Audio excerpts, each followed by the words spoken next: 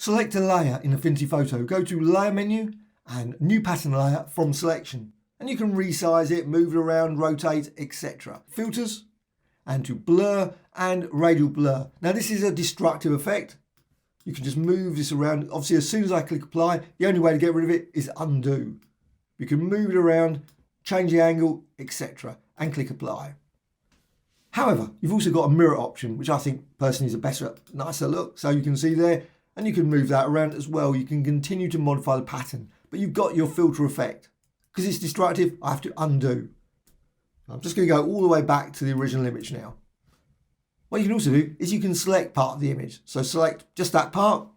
You can also then go to Layer and New Pattern Layer from Selection. Select that, and you can see now I've got that selection's been created. What you can also do, again, go to the mirror option. But this time I'm going to apply a layer with that selected. That's the key thing. Layer, New Live Filter Layer, Blur and Radial Blur. Now default is 0, so I can just, and now what happens, you can see you've got that center point. You can move it around, you can change that origin position, so you can put it up the top. Perfectly reasonable. Change the angle. You've also got blending modes as well, so you can run through those, just try them out, whole load of them. And normal, I'm just going to go with normal. Close it, and you can change it at a later point. Suddenly you decide, you know what, Radial Blur, just want to change that. So you can double click, and again, puts it down the bottom, always does. You can just tweak it just slightly like that. However, the pattern layer is still available. So you can click on the pattern layer and you can move that around. So you can just resize it and you can see the whole thing moves. The origin there as well. So that moves around, which is maybe not what you want. What you can also do is you've got up here, lock children. So lock children, and then you can move that around.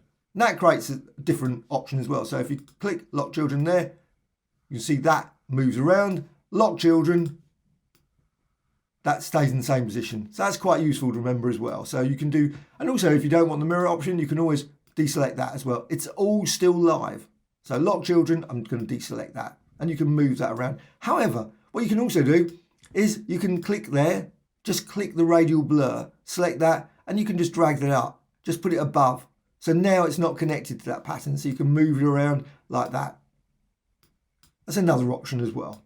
And of course, you can still go and modify this radial blur. So you can always double click, again, it always puts it down the bottom, and then reposition it like that. But the pattern is still accessible, still modify. And if you can't see it, you think, you know what, I would prefer to see it, you can just quickly deselect it there.